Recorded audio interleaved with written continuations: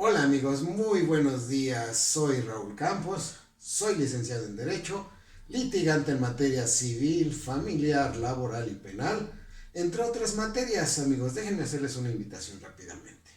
Si usted tiene un conflicto jurídico, un problema legal, con mucho gusto nosotros lo atendemos de manera totalmente gratuita. Aquí hacemos un diagnóstico de ese asunto y le damos propuestas o escenarios para que pueda resolverlo, para que usted tome la mejor decisión. ¿Sale? Estamos a sus órdenes. Bueno, vamos a comenzar. El día de hoy vamos a desarrollar un tema muy importante, como todos los que aquí hemos venido comentando, que se llama violencia familiar. ¿Y por qué consideramos que en este momento es muy importante? Bueno, porque ahora como las personas y las familias están confinadas, pues ha existido un disparo en el número de violencia familiar que se da. ¿Por qué se da esta violencia? Bueno, porque se va friccionando la relación entre los integrantes de la familia, ya que como se encuentran las 24 horas del día conviviendo, estando juntos, pues llega el momento en que la tolerancia se relaja. Y es por ello que desgraciadamente se dan este tipo de situaciones en la familia. Violencia familiar. Déjenme comentarles que el tratamiento de la violencia familiar se da en dos ámbitos, uno en materia familiar y en otro en materia penal. Pueden ser simultáneos, puede ser, pero son dos tratamientos totalmente distintos sobre un mismo tema, sobre una misma conducta, como decimos los abogados. Aquí vamos a iniciar señalando qué es la violencia y qué es la familia para poder entender perfectamente de lo que estamos hablando. Recuerden amigos que estos comentarios que yo hago en estos videos los hago para el público en general, para que se entienda más o menos el panorama general que existe en este tema y qué es lo que puede suceder en un juzgado familiar o en su momento en este tema en un ministerio público para que tengan claridad respecto de los asuntos, ¿vale? Bueno, ¿qué es violencia? Bueno, la violencia es todo acto u omisión intencional que causa un miembro de la familia a otro perdón. ¿Vale? ¿Qué tipo? Bueno, es toda aquella acción o omisión, repito, intencional, que va a ser reflejada en el ámbito físico, psicoemocional, sexual o económico respecto de otro miembro de la familia. Enseguida platicaré estos cuatro elementos. ¿Qué significa esto? Bueno, que al desplegar una conducta por un miembro de la familia respecto a otro miembro de la familia que implique un daño, que se refleje en un daño, será responsable respecto de este tipo de despliegues. Es decir, va a incurrir en la violencia familiar. Todos tenemos derecho al respeto en nuestra integridad física, hablando de violencia familiar, a nuestra integridad emocional, hablando de violencia psicoemocional.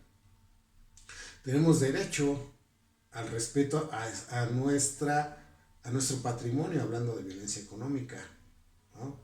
O también derecho a nuestro libre desarrollo sexual, hablando de violencia sexual. Cuando se vulnera estos derechos es cuando uno incurre o se encuadra en el supuesto de violencia familiar. ¿Qué va a suceder? Bueno, pues que vamos a ser sujetos de algunas sanciones o de algunos tratamientos o de algunas medidas que van a tomar ya sea los jueces de lo familiar en materia familiar o los ministerios públicos y jueces penales en materia penal. Bueno, déjenme comentarles amigos que existen los cuatro tipos de violencia y los voy a repetir para desarrollarlos uno por uno. Violencia física, violencia psicoemocional, violencia económica o patrimonial y violencia sexual. ¿Qué es la violencia física, amigos? Bueno, la violencia física es todo aquel acto o omisión tendiente a causar un daño en la integridad física de un miembro de la familia. ¿Ok? Es decir, aquellas conductas encaminadas a dominar, someter, controlar o hacer daño a la integridad física, repito, y soy insistente, muy insistente para que quede bien claro, daño físico a un miembro de la familia. Déjenme aclararles quién es un miembro de la familia. El miembro de la familia hacia arriba, dice la ley, padres, abuelos, abuelos, tatarabuelos, hacia abajo, hijos, nietos, bisnietos, tataranietos, hacia los laterales, hermanos, tíos, primos. Esa es nuestra familia consanguínea, pero existen otros dos tipos de familia, amigos. ¿Cuáles son? Los afines, nuestra familia afín. ¿Quién es nuestra familia afín? Bueno, nuestra familia afín nace de un matrimonio o de una unión en concubinato. ¿Quiénes son? Bueno, son la esposa o esposo, los cuñados, cuñadas, los suegros, suegras, los primos políticos, tíos políticos, etcétera. Todas las relaciones familiares que nacen del matrimonio. Esa familia política que conocemos, esa es la familia afín. Y el otro tipo de familia, la que se da por una declaratoria judicial, que es la relación que hay familiar entre un adoptante y un adoptado. Esa es la familia. La violencia que se ejerce entre estos miembros del núcleo familiar, esos son los integrantes de la familia. La violencia que se ejerce entre estas personas está clasificada como violencia familiar y tiene un tratamiento especial. ¿Por qué? Bueno, porque los jueces de lo familiar, lo que van a hacer a tomar medidas para el efecto de evitar que se sigan cometiendo agresiones, que se sigan cometiendo abusos dentro de la familia. El juez de lo familiar tiene un catálogo enorme de medidas que puede tomar. Tiene facultades amplias respecto a las medidas que puede tomar para evitar que se sigan cometiendo. ¿Como cuáles? Como las medidas precautorias que vienen en la ley. ¿Cuáles son las medidas precautorias? Por ejemplo, las órdenes de restricción. Ya no se podrá acercar el agresor a la víctima o las víctimas a una distancia de tantos metros. No puede comunicarse con ellos, no puede tener ningún tipo de relación con ellos. Otra sanción, la pérdida de la patria potestad. Otra sanción, que deje el domicilio donde están conviviendo, saque sus cositas y órale, a volar.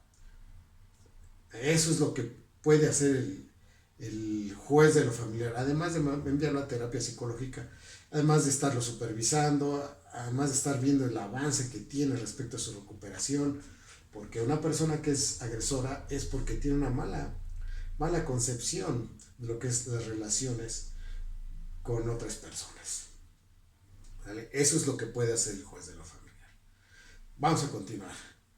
Ahora, ¿qué otro tipo de violencia? La violencia psicoemocional, amigos. ¿Qué es la violencia psicoemocional? Bueno, pues son todos esos actos y omisiones que van siempre tendientes a causar un daño en la psique y en las emociones de la víctima, como cuáles: chantaje, condicionamientos, por ejemplo, humillaciones, insultos, amenazas, todo eso, toda aquella manifestación verbal, generalmente verbal, que impliquen un daño en la psique, como cuáles me podrían decir ustedes. Pero si nada más son insultos y amenazas, ¿qué daño pueden causar? Bueno, pues en una persona pueden causar un daño tremendo, como cuál, dicen los psicólogos. Bueno, puedes disminuir su autoestima de la víctima, puede causarle un daño al momento de tomar decisiones, puede causarle un daño al momento de resolver problemas. Ya no sería tan capaz de resolver sus problemas o tomar ciertas decisiones, además de que habría un detrimento o un menoscabo en su seguridad hablando de autoestima. Inclusive puede haber tanto daño psicoemocional que a veces se hace somático, es decir, a veces se manifiesta en la salud o en la piel. No sé si han oído hablar de algunas veces de la dermatitis, ¿no? Que tiene que ver con el estrés o con las preocupaciones. La gente vive con miedo, con temor, se vuelve inclusive paranoica porque pues tiene miedo de todo, temerosa de salir, bajan de peso, se les va el hambre, se pierden el sueño, etcétera. Entonces ese es un daño cuantificable.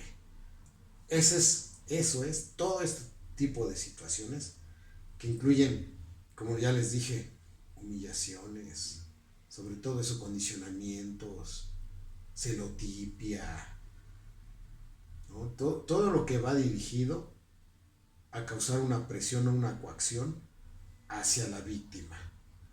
Bueno, vean lo grave que es, ¿no? Puede cambiar inclusive el modo de vivir de la víctima.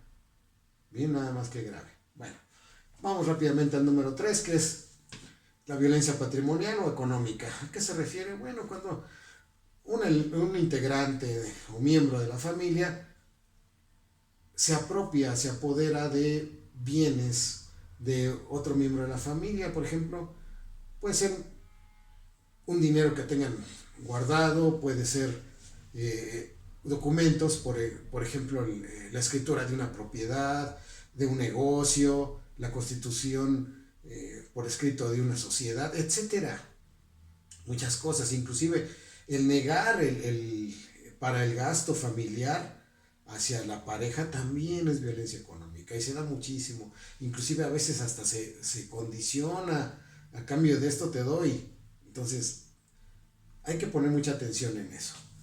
Y la última, la violencia sexual. La violencia sexual también se produce cuando en una pareja uno de los integrantes fuerza a la otra para tener relaciones sexuales indeseadas, o para tener relaciones dolorosas o que no hay consenso respecto de ellas. Todo relacionado con el sexo. Hay abuso, hay tocamientos indeseados, etcétera. No hay consenso. Entonces todo eso es una violencia sexual. Bueno, pues todo esto tiene un impacto en los sentimientos, en la psique, en la integridad física, en la integridad sexual, en el patrimonio de las víctimas. Todo ello es cuantificable y en su momento en materia penal, que hablaremos de ello, tendrá su sanción. Ahora, repito, en materia familiar solo el juez puede impedirla tomando medidas cautelares, como el que ya las comenté. Hasta ahí se queda el juez, lo manda a tratamiento al agresor y lo apercibe con multas, arrestos, etcétera, a efecto de que cumpla con las medidas dictadas por los jueces. Inclusive la patria potestad, como ya comenté, la pérdida de la patria potestad, en caso de los menores. Bueno, entonces, ¿esto qué implica? Que el agresor, que el violentador, aquel que se cree que inclusive puede educar a sus menores hijos a base de violencia, tiene una sanción, va a ser corregido y reprogramado desde el punto de vista psicológico. Eso no impide, fíjense, no impide que se lleve a cabo una denuncia por violencia familiar ante el Ministerio Público dependiente de la Fiscalía General de Justicia de la Ciudad de México. Les recuerdo, amigos, que este video es solo de la Ciudad de México. En el Estado de México es otro proceso, Allá inclusive hay un procesito especial para violencia familiar, pero nada tiene que ver. Son diferentes los procesos llevados en el Estado de México que en la Ciudad de México. Yo estoy hablando de la Ciudad de México solamente. Bueno, entonces, ahora se hace la denuncia en la vía penal, puede ser simultánea, de llevarse allá la denuncia, el Ministerio Público, y acá llevarse el procedimiento de violencia familiar, derivado de algún otro juicio. Violencia familiar aquí, en materia familiar, y en materia penal, violencia familiar ante el Ministerio Público. ¿Qué hace el Ministerio Público? Si no hay flagrancia, es decir, si no encontraron al agresor ejerciendo violencia a algún integrante de la familia, si no hay flagrancia, entonces el Ministerio Público ya denunciado, va alguien y denuncia, oiga, fíjese que mi pareja, ¿no? O el padre de mis hijos agrede a mis hijos, y pues no hay flagrancia en ese momento, el Ministerio Público se pone a investigar, cita al agresor, y derivado de esas diligencias, concluye que sí hay elementos para consignar el asunto a un juez penal. Y ya el juez penal citará al agresor y entonces sí, el juez de control, bueno, que es materia penal, llevará un proceso. Le dirá al agresor, fíjate que se te acusa de esto, ¿qué tienes que decir? Pues a ver qué dice, si ya está en el juzgado, es que hay elementos para presumir que es responsable de ese delito, y que es privativo de libertad. Entonces, él manifestará, ella, la agresora, manifestará si es cierto o no y aportará las pruebas que considere. Si se le vincula a proceso, como la mayoría de las veces, se sujetará a un proceso penal que al final puede ser que llegue a una sentencia o puede optar por Otras soluciones alternas se llaman en el Código Nacional de Procedimientos Penales, que puede ser un procedimiento abreviado, donde concluye el trámite y va a tener que pagar los daños y perjuicios causados a la víctima. Déjenme comentarles que tuve un asuntito por ahí y fíjense, el pago del daño psicoemocional, no físico, psicoemocional en este asunto fue de 36,000 pesos. El agresor tuvo que pagar a la víctima 36,000 pesos de tratamiento psicológico. 36,000 pesos, amigos, que no es cualquier cantidad. Entonces, fíjense que no es cualquier cosa. Entonces, allá en el Ministerio Público se inicia, se va al juzgado y va a haber una sanción. Eso seguramente si no hay una buena defensa o si pues no hay de otra, ¿no? Los tomaron en flagrancia, ustedes estaban agrediendo, llegó la policía, los detuvieron en flagrancia y directo al MP y de ahí al juzgado de control. ¿Sale? Entonces, hay que tener mucho cuidado porque la violencia familiar en este momento está disparada y no toda la gente tiene la información necesaria para saber qué hacer. Repito, 2 procesos. En materia familiar, el juez tiene como objetivo evitar que se siga produciendo.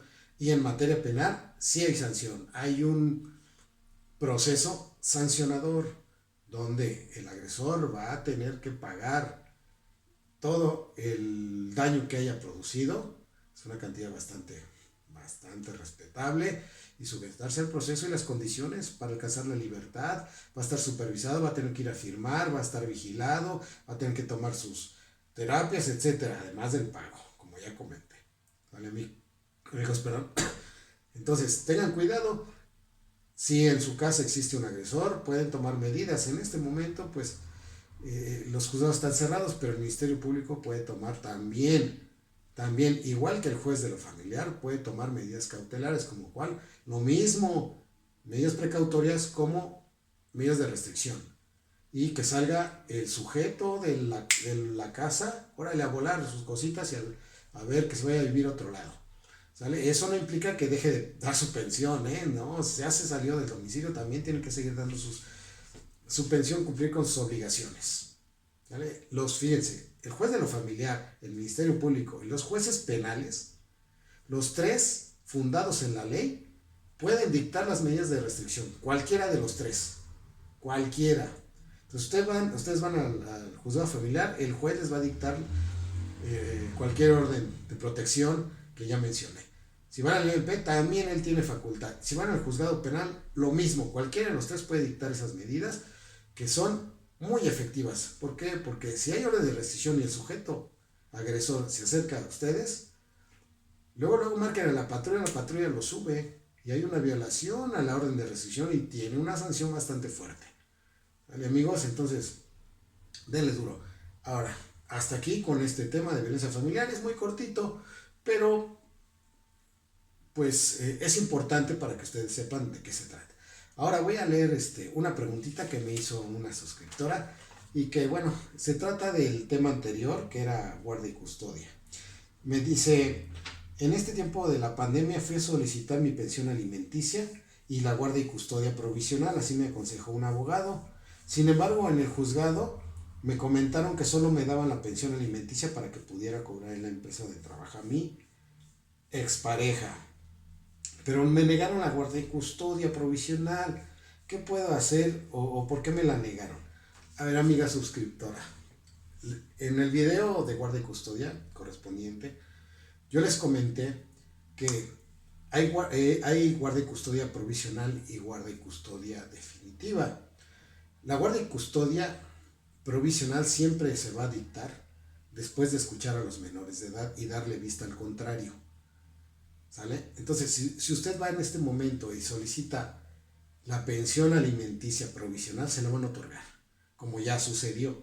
Ahorita, aunque estamos en pandemia, los juzgados tienen guardias, pero guardias exclusivamente para pensiones alimenticias provisionales.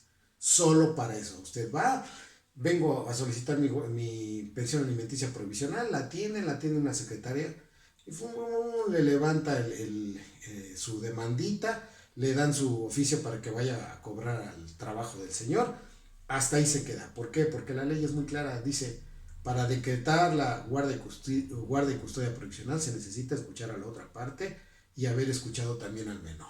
¿Qué implica eso? Pues que usted tiene que hacer la demanda en forma, que ya la hizo, bueno, de alimentos, pero ahí está la base.